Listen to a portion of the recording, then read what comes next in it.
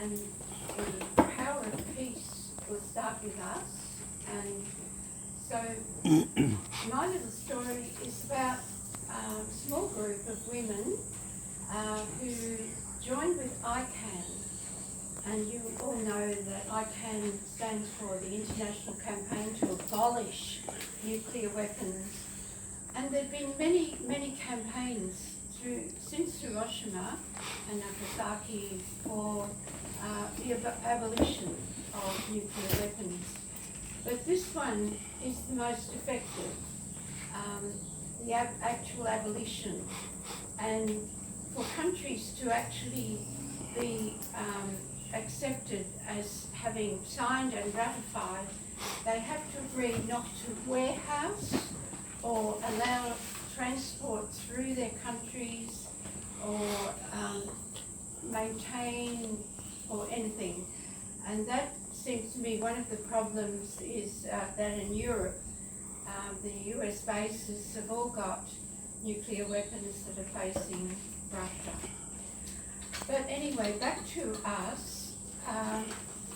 ICAN invited a small group of WILF women, Women's International League for Peace and Freedom, back in 2020. I think it was just before COVID. But COVID actually did us good. We met on Zoom, and we still do quite frequently, so we know each other very well. And in this room are many of the group that is part of this. And that's the thing about peace, is that it does need numbers, but what we're doing is a little bit of what ICAN has asked us to do, and ICAN's doing other stuff. They have 100 parliamentarians who have signed what's called the pledge, and in the parliament that's really important because we're hoping that the whole parliament, our government, will actually become one of the signers.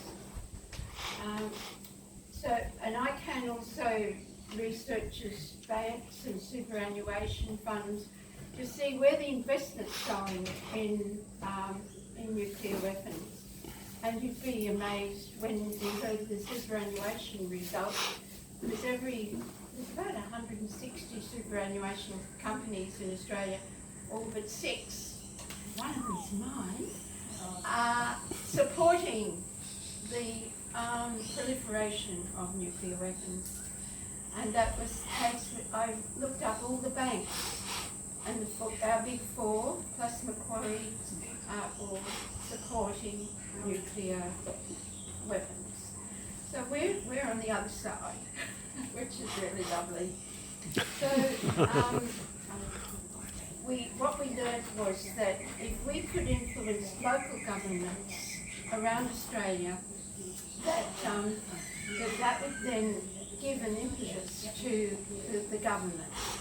And at the time we had our friend Scott Morrison in power, and that was really difficult.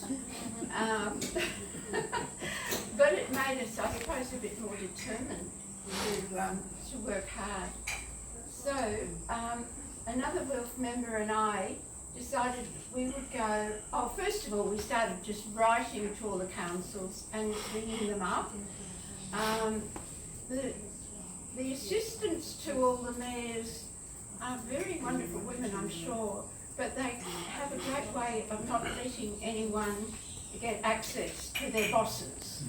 So another friend and I decided to go for a trip around some of far western Queensland, and we were allowed to do that in COVID, and it was a lovely holiday as well. I have to tell you, we learned all about the dinosaurs as well. And so we'd go to a town, and we would go to the library and research the different local organisations, the peace groups, the Rotary groups, and others that we might be likely to influence. First one was Jenny Hill in Townsville, who said she would not see us and will never see us, and we've had letters from her since. Then we went to Hughenden, and that was a lovely town, and they gave us the wasn't the mayor. The mayor was away, that's right. She was at the local government conference that was happening at the Gold Coast. But we went and we saw the CEO and the Community Services Director, and they gave us a very good hearing, and we had hopes there. That was Flinders Shire. Then we got on the train again and we went to Mount Isa, and the taxi driver on the way to our motel said it was ridiculous what we were coming for. Because you realise Mary Kathleen uranium mine is just on the outskirts of Mount Isa. Even though it's closed, that people think that it's a possibility for future wealth. Anyway, the mayor was lovely, and we found all these little connections, and she'd just come back from the local government conference in the Gold Coast, and she listened to us so well, and at the end she said, I believe you. I believe in the necessity for our council to ratify this. But she said there are 6 others that I have to convince. Then she suggested we go and see the Catholic priest, and he was a lovely man, and he works really well with the Aboriginal teenagers, and there's a lot of issues in Mount Isa. But anyway, he was a little bit of a friend to the mayor later, because she was feeling very nervous about putting this to council. But the suggestion she made, and I think we could be doing this a bit more, was that we make a video and send it to the council so that they could get all the issues themselves and make a decision. So we got the Mayor of Fremantle, who is a very keen supporter of the TPNW, and Dr. Marianne Hanson, who many of you know, who's overseas at the moment, and she would have been giving this talk. And myself, I just introduced them. And so then it went to the council, and the mayor told the Catholic priest, she said, I didn't think I'd even get a seconder. But it passed, and it was 6-1. 6 in favour. So to say thank you, some of us, Ruth and Marianne, went back to Mount Isa to say thank you, and we got some ICAN money and Wilf money. We put on a reception for them at a local Buffs club, the Buffalo Club. So that was terrific, because there was no other council in Queensland had agreed. So we set our sights back on, we also went to Winton, and they gave us a good hearing, but Longreach would not entertain the idea of even letting us in the door. So, councils are all different. But anyway, I'll just skip along a bit, because we had been working on Brisbane City Council for a long time, and I thought I had a very good opening. I learnt that Adrian Schrinner was the president of the Pacific Islands Local Government Forum that met every year in Brisbane. I thought, now the Pacific Islands people, they are going to really be pleased if Brisbane would sign. But Adrian Schrinner wrote back to me, dear Valerie, Brisbane City Council will never sign. I really treasure that letter. So speed on a bit. We all sent Christmas cards to our councillors and wrote them lovely letters and went to see them. And then was the federal election on the 22nd of May, and we had been due to do our presentation to the council. This is Marianne and Vicky were going to be our representatives.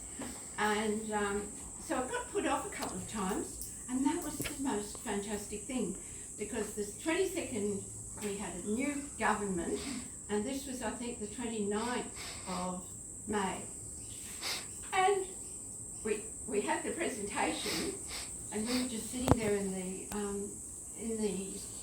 upstairs, and we were told not to say a word, couldn't make a noise.